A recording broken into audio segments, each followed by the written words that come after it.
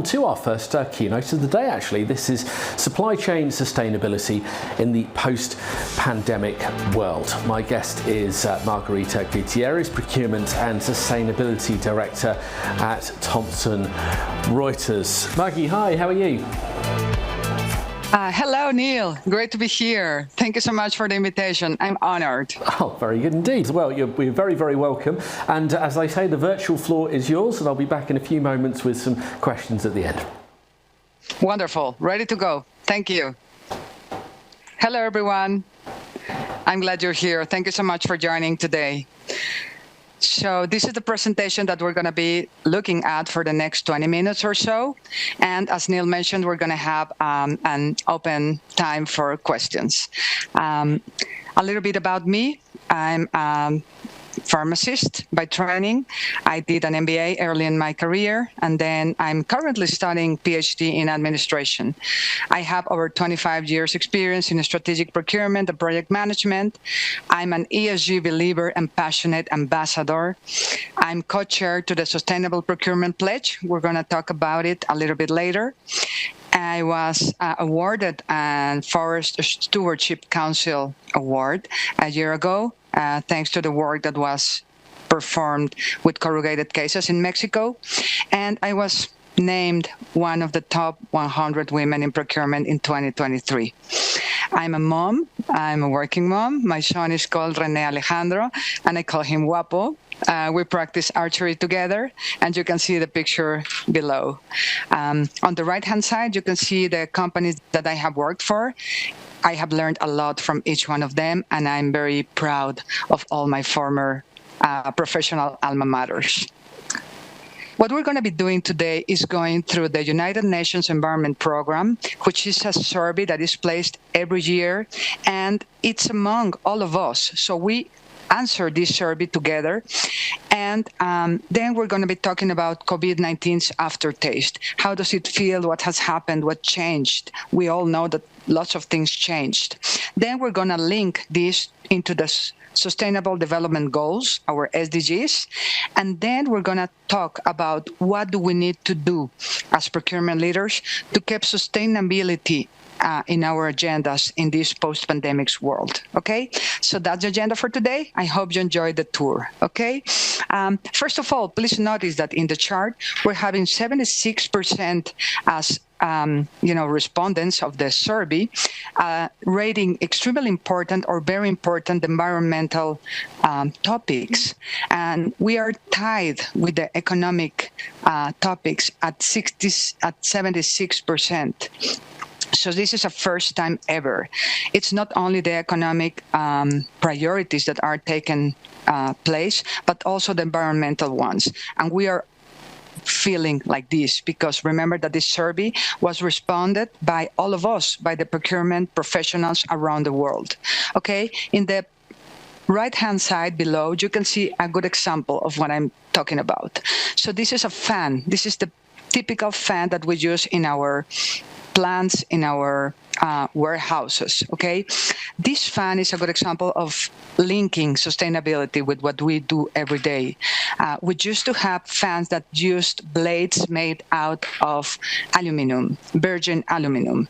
So when we started searching for a decreased carbon footprint, we found out that the blades could be made from recycled aluminum. So by doing this, we were able to decrease significantly the amount, the carbon footprint of the fans, okay? So this is a good example of something that we can identify as procurement leaders, and we can push towards the right place in terms of sustainability. In this slide, we're gonna see how is the regional distribution of socio-economical issues, okay?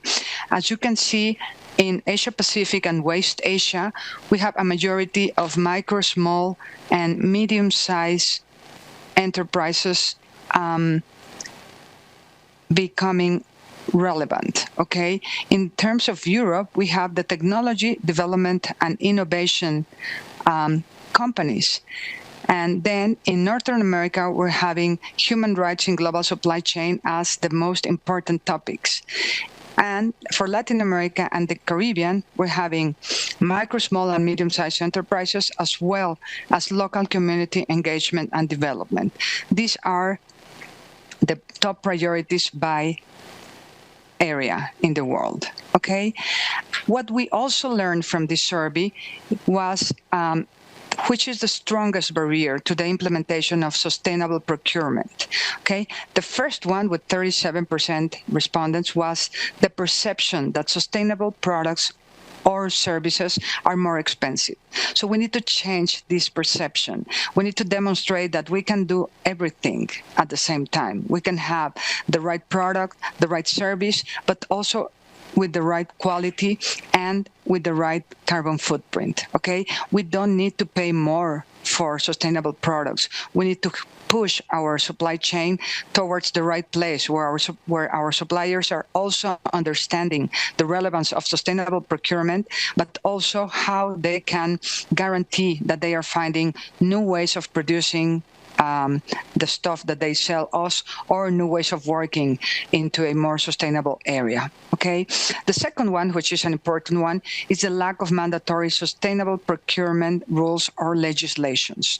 So we, as procurement leaders, need or would like to have support from the governments in terms of helping us push towards sustainability.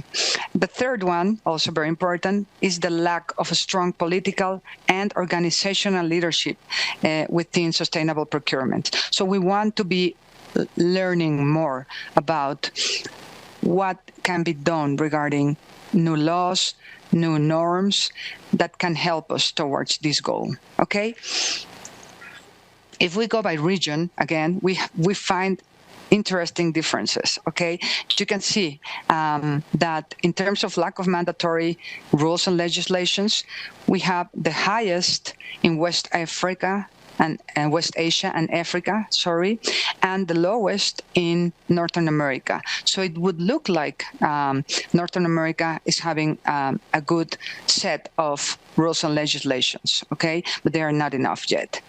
In the second one, the perception that sustainable products and services are more expensive, you can see that the top region is North America. So we feel in North America that we want to have cheaper options, okay? Whereas for Asia Pacific, this is not a problem. We can find low-cost options. In terms of lack of a strong political and organizational leadership, what we see is that Latin America and the Caribbean is also feeling like we need more leadership regarding sustainable procurement, okay? Whereas for Northern America, this is already there, okay? In terms of competing procurement priorities, you know, procurement does everything, everywhere. What we see is that Northern America feels that there's a lot of competing procurement priorities, whereas for Latin America, we're okay, we can manage. Okay, and finally, the lack of sustainable products or services in the market. What we see is that West Asia and Africa are finding enough options. So we might want to learn from what's happening over there. Okay, whereas for North America, we still want to have more options. If we continue to the next slide, we can see that these are the emerging sustainable procurement topics, strategies, and activities according to the respondents of the survey. So please take a look at the first one. It's very important. We want to have training and capacity building. We need to teach everyone what sustainability is about. And we also want to make sure that the capacity of the internal teams is there. So we can also pull our suppliers, pull our supply chain towards the place that we want them to be. The second one is eco-labels, standards, and certifications. So this is something that we want to be knowing more as procurement organization. We want to learn which are the latest standards, what do we need to change, which certifications apply to my products or services, and we want to be there, okay? So this is a very important topic. And third one is e-procurement platforms and tools. So in the survey, 34% of the respondents are thinking that this is a relevant matter. We want to have more automated tools. We want to have more e-procurement tools that would help us every day to get to a very sustainable place, okay? And we can do that. We know that it's achievable. There are tools, that we are talking about artificial intelligence nowadays. So this is something that we can reach to, okay? And in the right-hand side at the bottom, you can see the word embed. So this is a very relevant one. We want to make sure that as procurement leaders, we are embedding sustainability in our everyday practice. So this means that whenever we're finding a supplier, we're asking the supplier through questionnaires, we're assessing them, we're checking them, we're visiting them to make sure that they are having the right behaviors in regard to sustainability, okay? And this is like something to pin in our everyday lives, okay? So you have the pin here, you can use it, because we want to make sure that every action that we take care of is related, is supporting our sustainable strategy.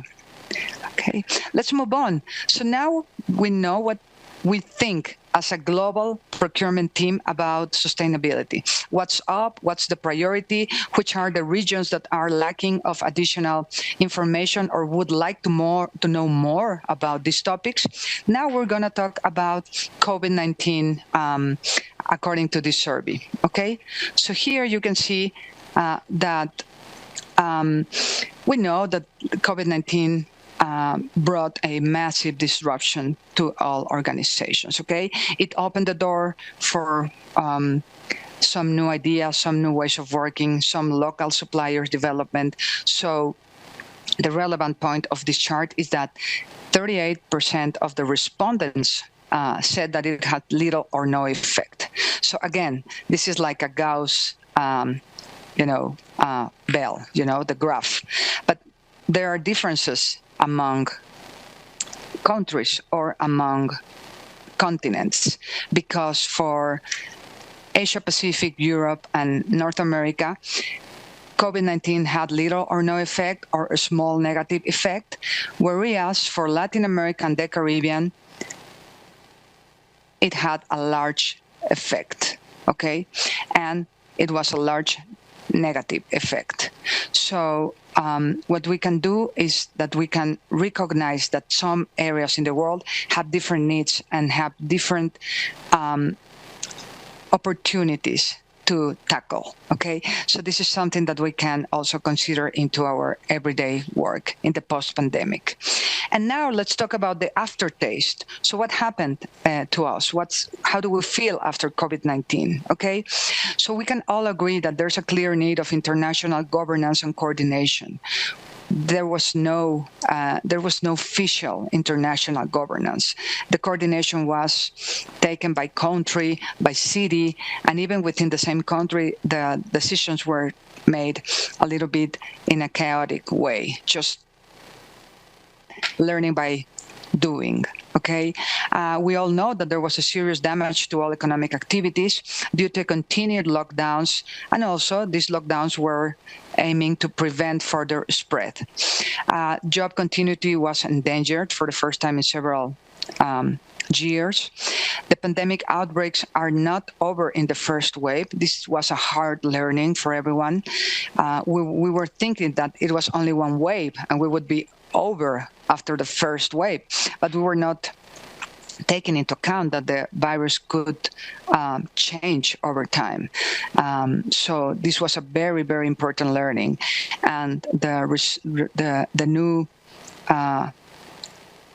new viruses would become even stronger in terms of potential contagion. So this was something relevant to take into consideration, and also something that was unexpected, okay? We also saw that the fake news adoption led to wrong decisions everywhere, at all levels, and in every sphere, not only at personal level, but also at industry level, and also at government levels. And this caused unexpected consequences. There was also the disregard of the experts' recommendations. We're going to talk a little bit more about it later. Everybody thought that we would know what to do, and with the rules that we had, it would be enough, but it was not enough. So we were not trusting our experts' recommendations, and that, we had to pay a toll for that. We also learned that human fragility and vulnerability is real. So we were forgetting a little bit about it, and we need to take care of our health. In terms of burnouts, we saw them every day. It was a little bit of chaos at everybody's home, trying to manage at the same time a family and a job and everything going around COVID-19. So for the leaders, this was also a very relevant topic. We saw New Zealand's leader sharing very openly that she had burned out. So we want to do things in a different way, right? We need to find new ways of working. In terms of disrupted supply chains, this brought a consequence, which is the appetite for nearshoring. So now we're learning more about nearshoring. We're seeing clear examples. In Mexico, we have a couple of nice examples. First one is Tesla, who has decided to place his production facility within Monterrey area in our country, in Mexico. And also Thomson Reuters, my professional alma mater these days, we have selected Mexico to be the global place for our services office. We are going to see more and more of these nearshoring examples in the future. And we also know that COVID-19 brought more urgent sustainable practices, and this is why we're talking about it more and more. We need to change the way into which we behave. We need to change the way into which we relate to the commercial aspects of our everyday. We in procurement are having enough influence to convince our suppliers, to lead our suppliers to change onto a more sustainable way of working. And of course, at the last part, as our sustainable development goals, this global effort that unites all the countries are still in the agenda. So we're not forgetting them. They're still in the agenda. And we can link them also to our everyday practice. So coming a little bit back to the survey that was placed, please look, we're talking about 4 very important SDGs. SDG number 12, which is responsible consumption and production. That's the name of the SDG. And in the survey, we related it to our function, to our practice in procurement, because we want to ensure sustainable consumption and production patterns. So we can intertwine both the SDGs and also our everyday aspiration, okay? The second one is also relevant, SDG number 8, decent work and economic growth. That's the name of that SDG. Okay, how do we want to translate that into our everyday work? Well, by promoting sustained, inclusive, and sustainable economic growth, full and productive employment, and decent work for all. We are hiring suppliers, we're buying things from them. They need to make sure that they are having a productive employment and decent work for all their employees as well. Not just us, but also our supply chain, our suppliers, and our suppliers' suppliers. Okay, the third one is SDG 13, which is climate action. I'm sure you're familiar with that.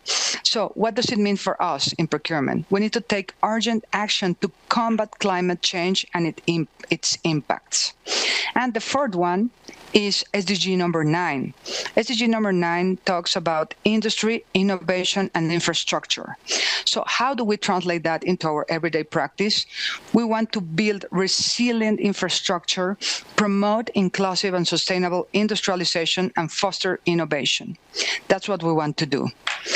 And now we come to the part where we're going to talk very specifically at an abstract level, helicopter view, on what we can do to be better prepared prepared to keep sustainability in our agendas in this post-pandemic world, okay? So I'm sharing with you 3 ideas, food for thought, okay? Glad to discuss further.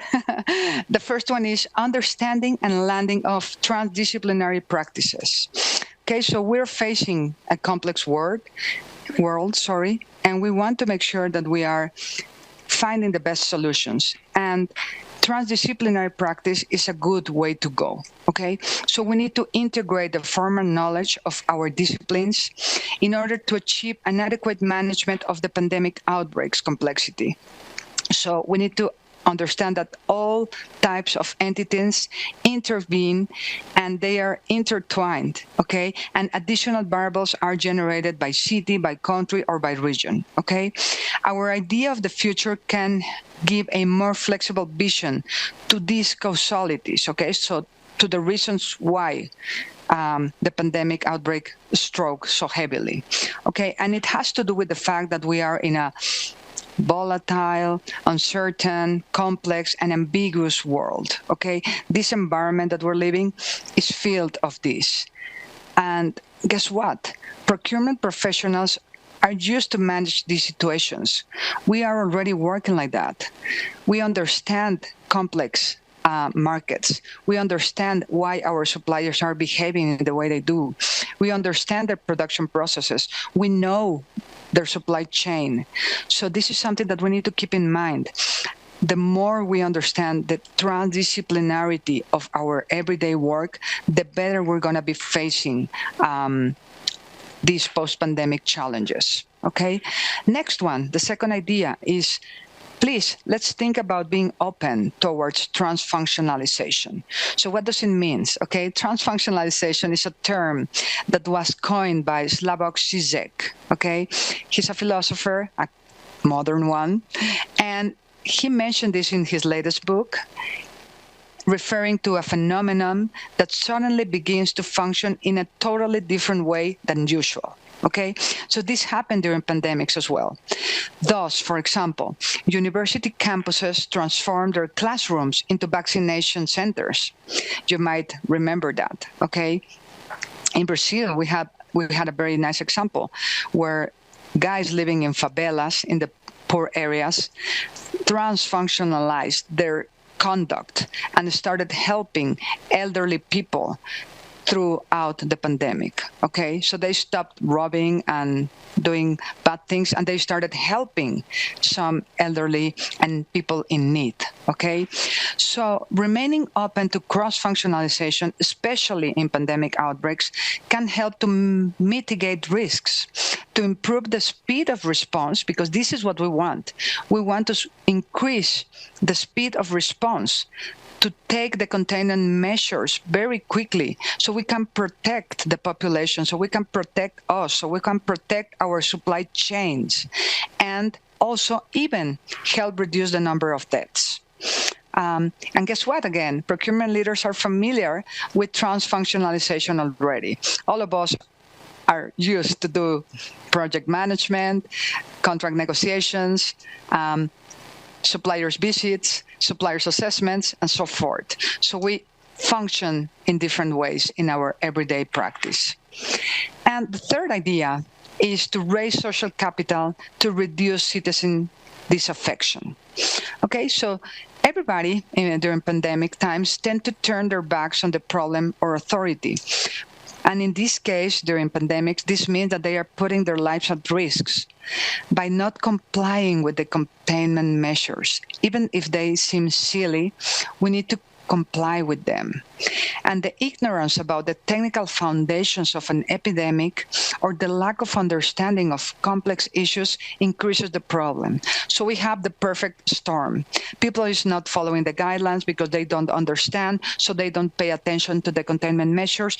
So we generate an increased problem and a largest contagion.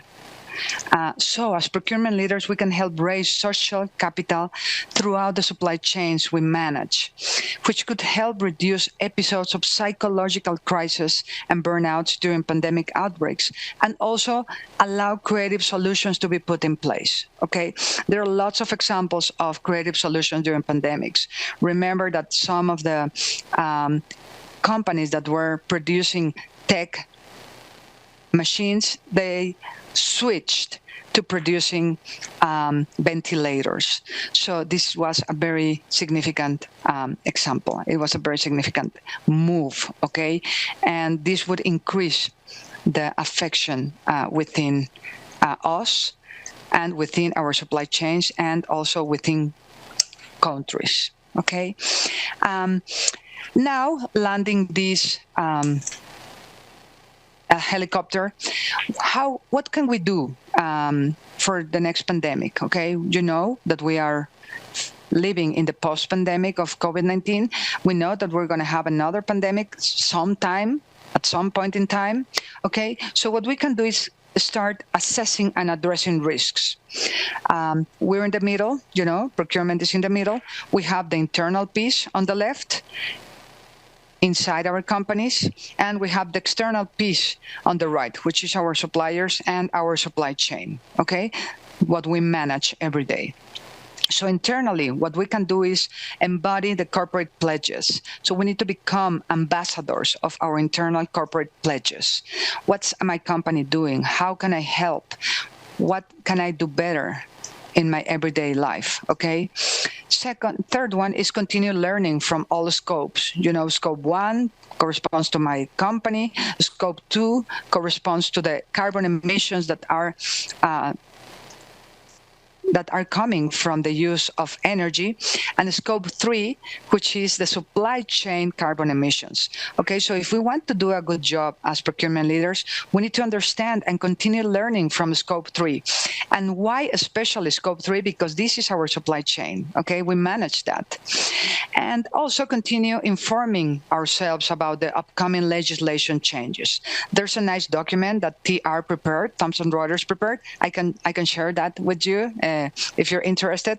It talks about all the upcoming legislation changes. It's a very comprehensive 3-pager, okay? And then on the right, what can we do with our suppliers? We can have proper screening prior to onboarding and for incumbent suppliers. So we can keep on doing that. We can continue sharing our knowledge and also learning from the best. We need to continue benchmarking practices. Let's talk more. The problems that we're facing are similar. We can learn from each other, okay? And last, please, don't forget this best practice. Go visit your suppliers. Don't forget them. They are there for you. So, moving to conclusions and the invitation that is on your right-hand side, okay? So what we see in this post-pandemic world is a continued rise in sustainable procurement engagement. The environmental issues are still there.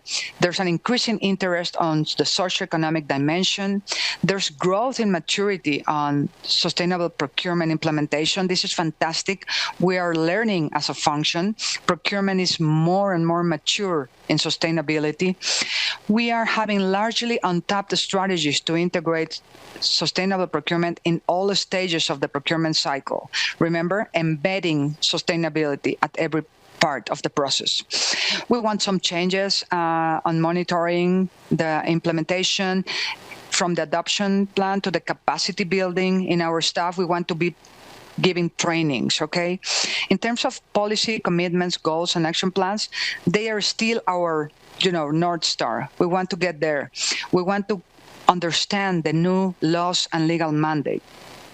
And the perception that sustainable products or services are more expensive is still there, but I know that we can do better on that.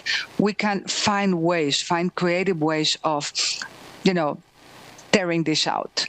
And finally, there's this need for stakeholders to encourage suppliers to produce sustainable products, and we can help with this. Our stakeholders want to help us. They want sustainable options, and we are the ones bringing them. So we need to have the tools to achieve that. And again, this is a benchmarking practice, an everyday practice.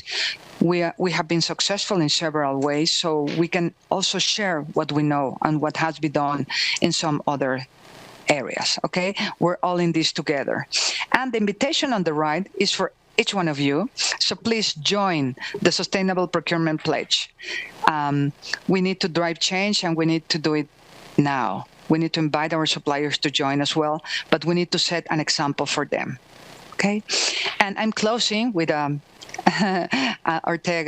Jose Ortega y Gasset's phrase. I really like it. It says, "I am me and my circumstance, and if I don't save her, I don't save myself." So it's our responsibility. It's a joint responsibility to work towards a more sustainable place, even in the post-pandemic challenging world that we are living. Thank you so much. I open the discussion for questions. And thanks, gracias, merci, obrigada, muito obrigada, dankeschön. And Neil, are you still there? Yes, gracias. Thank you very much. We do have a couple of questions, which I'll get to quickly. Yeah. We are running slightly over time. So we'll have to ask you to answer these in around 30 seconds each if you can. It's a challenge, but I want to try and get the questions in if I can. So first one is from Matt from Nestle USA. That's in your opinion, what industry is leading the way as far as sustainability programs go? Oh, that's a fantastic question. I can tell you that in terms of regions, Europe is leading. And in terms of industries, food industry is doing a fantastic job. Tech industry is also doing a fantastic job. Okay, and that was in 30 seconds. You're doing well at this. The next one is from BD Travels and Shipping Logistics, who've popped a question through as well. How can we better secure our businesses in the wake of another pandemic? How can we protect our businesses, keep financial losses on the low, and keep jobs alive? Yeah, this is an interesting one. Nearshoring has come to stay. So the less that we depend on, sea freight, air freight, the better. So we need to develop local options nearby our facilities. And this is why nearshoring can be a very, very good option. It takes time. So we need to start today to be ready for the next pandemic outbreak. And recommendations are there. You just Google options for nearshoring. There are several types of nearshoring, and each one of them provides very good benefits. Thank you. Okay, fantastic advice. Thank you for answering those quickly. We are a little over time. Thanks for joining us here at Procurement and Supply Chain Live New York. Really enjoyed your company. Thank you so much, Neil. Best of luck and see you around. Bye now. Thank you very much indeed.